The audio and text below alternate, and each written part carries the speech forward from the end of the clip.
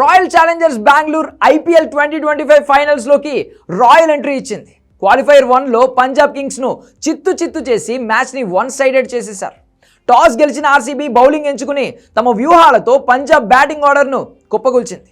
RCB బౌలర్లు చెలరేగిపోవడంతో Punjab Kings 14.1 ఓవర్లలో 101 పరుగులకే కుప్పకూలింది. స్వల్ప లక్ష్యంతో బరిలోకి దిగిన RCB సరిగ్గా 10 ఓవర్లలో లక్ష్యాన్ని ఛేదించింది. దీంతో 9 ఏళ్ల తర్వాత రాయల్ ఛాలెంజర్స్ బెంగళూరు IPL ఫైనల్కు చేరుకుంది. RCB చివరిగా 2016లో ఫైనల్ చేరింది. మొత్తంగా IPLలో RCB ఫైనల్ చేరడం ఇది 4వసారి. 2009, 2011, 2016, 2025 సీజన్లో ఆ జట్టు ఫైనల్ చేరింది. కానీ గత 3 పర్యాయాలు రన్నరప్గానే నిలిచింది.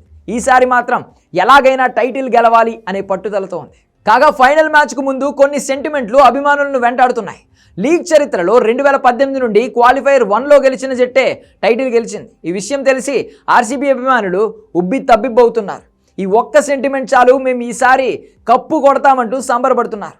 క్వాలిఫైర్ 1లో విజేతగా నిలుస్తున్న జట్లే గత 7 ఫైనల్స్లో గెలిచాయి.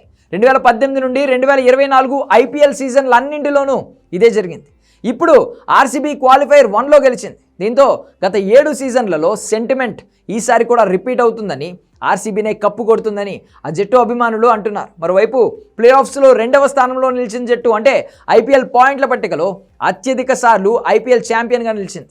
లీగ్ స్టేజ్లో పాయింట్ల పట్టికలో 2వ స్థానంలో నిలిచిన జట్టు 8 సార్లు ట్రోఫీని గెలుచుకుంది. ఇప్పుడు RCB 2వ స్థానంలో ఉంది.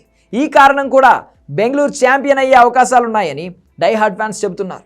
సెంటిమెంట్ విషయాన్ని పక్కన పెడితే ఈ 7 RCBకి టైటిల్ గెలిచే జట్టుకు ఉండాల్సిన లక్షణాలన్నీ ఉన్నాయి.